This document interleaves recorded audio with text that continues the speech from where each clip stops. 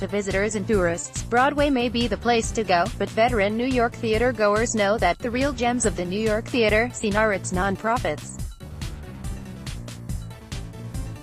And the emerald of that group is Irish Repertory Theatre, a small space on West 22nd Street. The company was founded by Charlotte Moore and Kieran O'Reilly in 1988 when, in the Mickey Rooney-Judy Garland tradition, they decided to put on a show, an Irish show, The Plough and the Stars. Critics came, the reviews were great and the show eventually sold out for its run. Moore says this was never meant to be a one-off. It was always the goal to produce Irish and Irish-American plays. Today, in a newly renovated performing space and with more than 150 productions under its belt, the company is a fixture in the New York theatre community. Ireland has a rich theatrical tradition going back to Oliver Goldsmith and William Sheridan, and up to Oscar Wilde and George Bernard Shaw, and the present, says Moore. The storytelling tradition is big and varied. A look at the list of plays produced at Irish It's in every program, confirms that it encompasses everything from ghost stories of Conor McPherson, Shining City, The Weir, to the classic American works of Eugene O'Neill, The Emperor Jones, Long Day's Journey into Night, and even one on an Irish-American folk singer, Woody says. And while drama has been the meat and potatoes of Irish Rep's output, Moore has demonstrated a special gift for adapting Broadway musicals for a small stage. These are full productions, not concert versions. When I ask if that's a lot of work for an adapter, her eyes widen. It sure is. Related, the golden age of Broadway is revived in delightful carousel reboot. Review Moore's latest musical project is On a Clear Day You Can See Forever, a show that, despite the top-level talents of such performers as Jessie Mueller, Carousel, Waitress, Beautiful, Barbara Harris, The Apple Tree, Robert Altman's Nashville, and John Cullum, too many to mention, has never had a successful Broadway production. So why choose this show? The music. It's beautiful, she says. The songs by Alan Lerner and Burton Lane. And when you have Melissa Errico, she makes no attempt to conceal her admiration for the performer. Moore also likes the ideas in On a Clear Day, the relationships in it.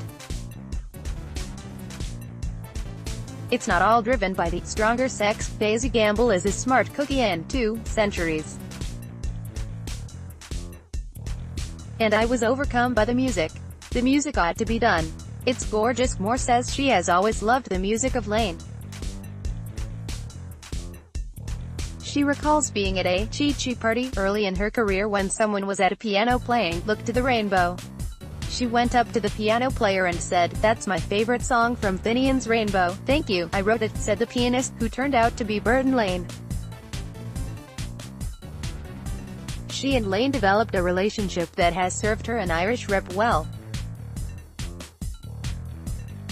Her production of Finian's Rainbow is a textbook example of how to adapt a big show to a small stage.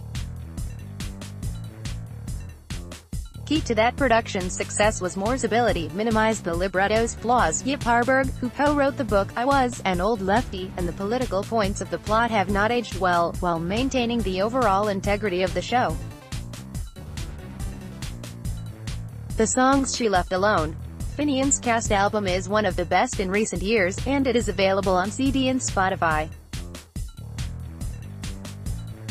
As for problematic librettos when adapting a show, Moore says she tries to stay as faithful to the book and the author's intent as she can.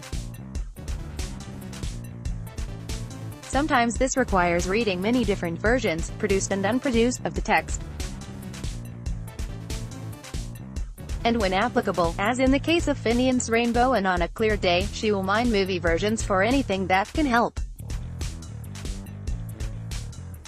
On a Clear Day is the story of Daisy Gamble, Errico, a woman who has extrasensory abilities. She goes to Mark Bruckner, a psychiatrist, played by Stephen Bogartis, who was a Tony nominee for Bright Star, to help her quit smoking.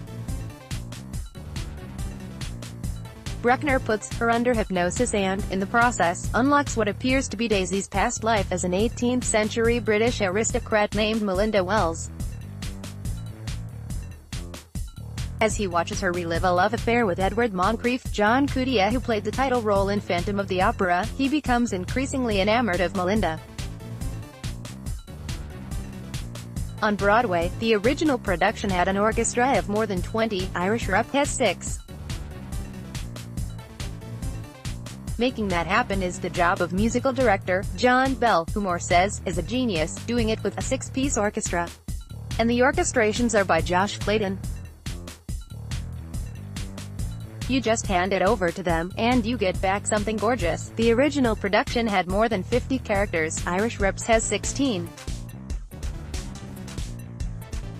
Some actors double in parts, and some characters have been eliminated. In On a Clear Day, Moore points out that a character who is loosely based on shipping magnate Aristotle Onassis would be lost on today's audience. No one knows Onassis, she says half-kiddingly. And there are no shipping magnates. So that character and his song are out, but there are songs to spare in this show.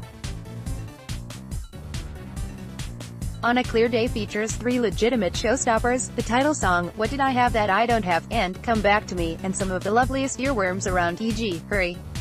It's Lovely Up Here, Tosie and Kosh on the SS. Bernard Cohen. And making its debut is Who Is There Among Us Who Knows, which was cut from the film version. It had been written for Jack Nicholson, Honest. This, according to Moore, is the first time that song will be heard in a stage production of the show. And the show is not all that dated. Moore stresses that one of the things that has not aged at all is the character of Daisy, Melinda, who are 2 different women in this piece. Each is a very strong character. Daisy Gamble is a strong character who comes to be the person she aspires to be.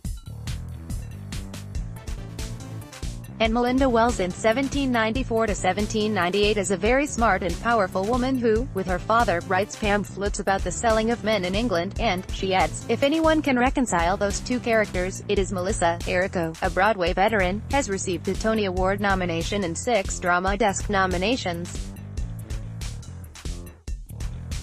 She and Moore are longtime friends. Melissa and I are great pals, and we understand how to work together.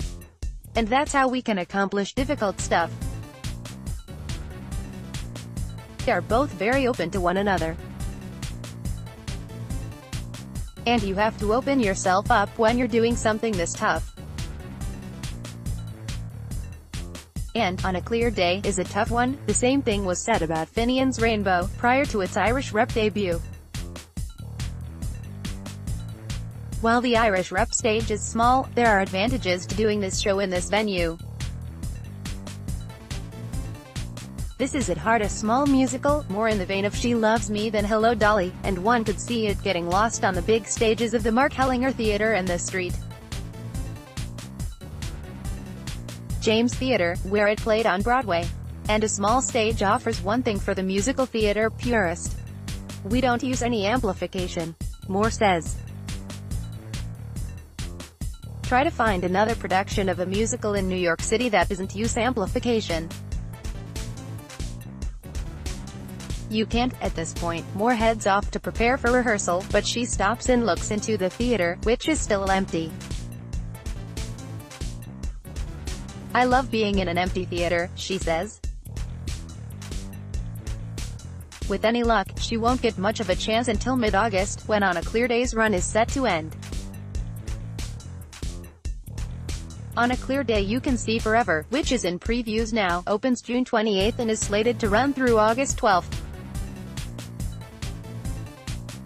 For more information, go to irishrep.org.